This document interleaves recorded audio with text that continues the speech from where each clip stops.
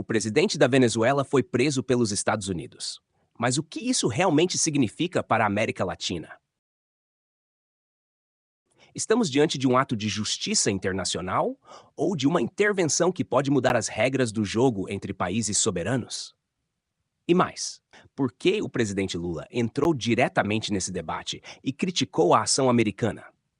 Hoje, você vai entender o que aconteceu, o que Nicolás Maduro disse em Nova York, por que os Estados Unidos decidiram agir agora e quais são as consequências políticas dessa prisão que está repercutindo no mundo inteiro. Na madrugada do dia 3 de janeiro de 2026, o mundo foi surpreendido por uma notícia histórica. Em uma operação militar coordenada pelos Estados Unidos, Nicolás Maduro, presidente da Venezuela, e sua esposa, Cília Flores, foram capturados em Caracas. A ação envolveu forças especiais americanas e ocorreu sem aviso prévio ao governo venezuelano. Poucas horas depois, Maduro já estava em solo norte-americano, sendo levado para Nova York. As acusações são graves: narcoterrorismo, tráfico internacional de cocaína e conspiração para enviar drogas aos Estados Unidos.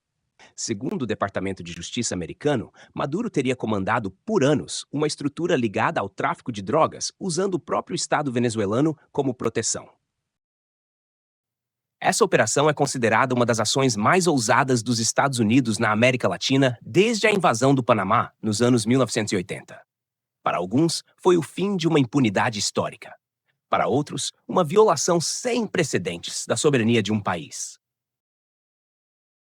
Narcotráfico de Maduro y Nicolás Maduro y Diosdado Cabello, y somos libres, todos estamos felices de que cayó la dictadura y que tenemos un país libre. Hoje, em Nova York, Nicolás Maduro compareceu pela primeira vez diante de um tribunal federal em Manhattan.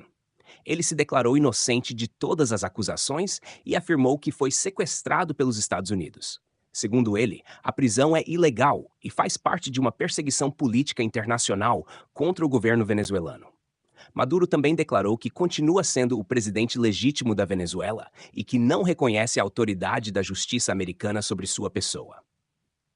A defesa tentou argumentar que ele deveria ter imunidade por ser chefe de Estado, mas o juiz rejeitou o pedido. Maduro seguirá preso sem direito à fiança, enquanto o processo avança. A próxima audiência está marcada para março, o que indica que esse caso ainda vai se arrastar por bastante tempo. Enquanto isso, as reações internacionais não demoraram a aparecer. Países como Argentina e Equador comemoraram a prisão, afirmando que a queda de Maduro pode abrir caminho para uma transição democrática na Venezuela. Já governos de esquerda na América Latina reagiram com forte preocupação. Colômbia, México e Brasil criticaram duramente a ação americana. Organizações internacionais e membros da ONU alertaram para o risco de se criar um precedente perigoso. Se um país pode prender o presidente de outra força, quem será o próximo? No Brasil, o presidente Luiz Inácio Lula da Silva foi um dos líderes mais vocais contra a operação. Lula afirmou que os Estados Unidos ultrapassaram uma linha inaceitável e que a ação fere o direito internacional e a soberania dos países latino-americanos. Segundo ele, disputas políticas devem ser resolvidas por meio do diálogo e das instituições internacionais, não por ações militares unilaterais. As declarações de Lula geraram forte repercussão interna. Aliados do governo defenderam a posição brasileira, afirmando que o país não pode aceitar intervenções estrangeiras na região. Já a oposição criticou Lula, dizendo que ele estaria defendendo um ditador e ignorando os crimes atribuídos a Maduro. O tema chegou rapidamente ao Congresso Nacional e virou um dos principais assuntos do debate político brasileiro. Ao mesmo tempo, aliados do ex-presidente Donald Trump reagiram às falas de Lula, afirmando que o Brasil estaria do lado errado da história. Alguns detalhes da prisão chamaram a atenção do público. Durante a audiência em Nova York, Maduro apareceu sem algemas visíveis, algo incomum para um réu acusado de crimes tão graves. Outro ponto pouco comentado é que a operação militar que levou à captura provocou confrontos em Caracas, com dezenas de mortos, segundo relatos de organizações internacionais. Juristas também estão divididos. Muitos questionam se um presidente em exercício pode ser julgado por outro país sem autorização internacional. Outros afirmam que crimes como narcoterrorismo ultrapassam fronteiras e não podem ser protegidos por cargos políticos. A grande pergunta que fica é: essa prisão representa justiça ou abre um precedente perigoso para o futuro das relações internacionais?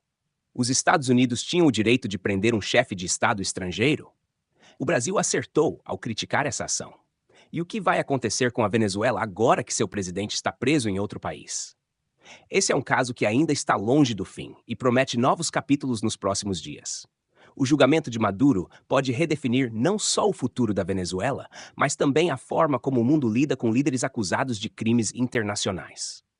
E você, o que acha de tudo isso?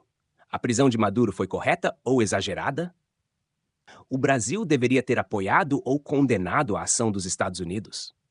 Deixe sua opinião nos comentários, porque esse debate está só começando.